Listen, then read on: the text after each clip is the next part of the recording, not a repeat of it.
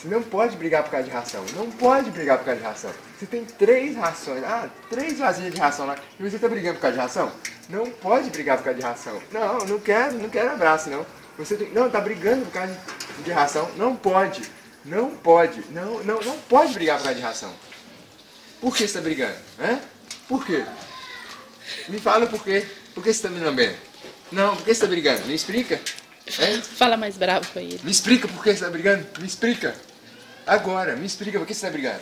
Por que você tá brigando por causa de ração? Por quê? Por quê? Por que você tá brigando? Não pode brigar por causa de ração. Me explica.